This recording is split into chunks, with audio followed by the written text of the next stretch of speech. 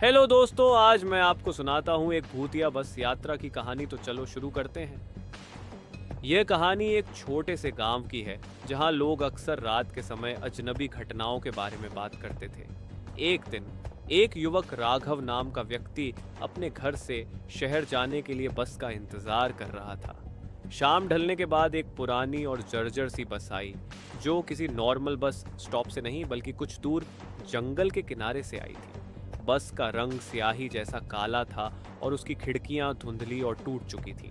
राघव को थोड़ी शंका हुई, लेकिन मजबूरी में उसने बस में चढ़ने का फैसला किया। बस में सवार होते ही उसे महसूस हुआ कि बस का माहौल अजीब है।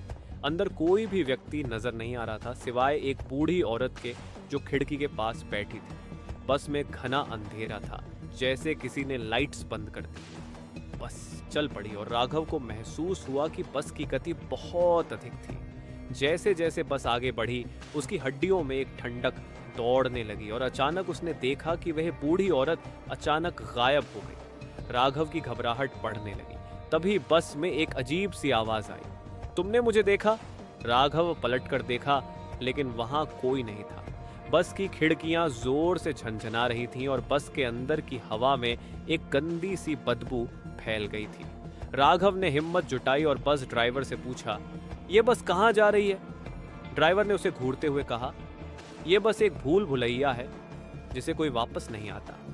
अचानक बस एक भूतिया मोड़ पर पहुंच गई, जहां सब कुछ बहुत अंधेरा और सन्नाटे से भरा था। राघव के दिल की धड़कन तेज हो गई। उसने देखा कि आसपास के पेड़ और झाड़ियों में काले धब्बे नजर आ रहे थे, जैसे कोई छिपे हुए साए हों।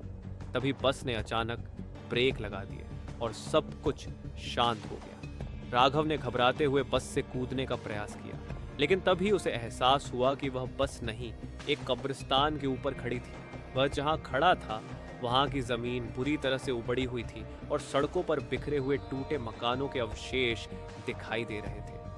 बस के भीतर से फिर से वही आवाज आई, तुम्हारी यात्रा यहीं समाप्त होती है, और बस गायब हो गई। राघव पूरी तरह से अकेला और भयभीत महसूस कर रहा था। इसके बाद कोई नहीं जानता कि राघव कहाँ गया। बस की कहानी भी सुनने वालों के लिए एक रहस्य बनी रही। लोग कहते हैं कि वह बस अब भी कभी कभी उस पुराने रास्ते पर दिखाई देती है, और जो लोग उसमें सवार होते हैं वे फिर कभी वापस नहीं लौटते। तो दोस्तों, कैसी लगी है कहानी अच्छी लगी तो लाइक करें और चैनल को सब्सक्राइब करें ऐसे और भी कहानियों के लिए।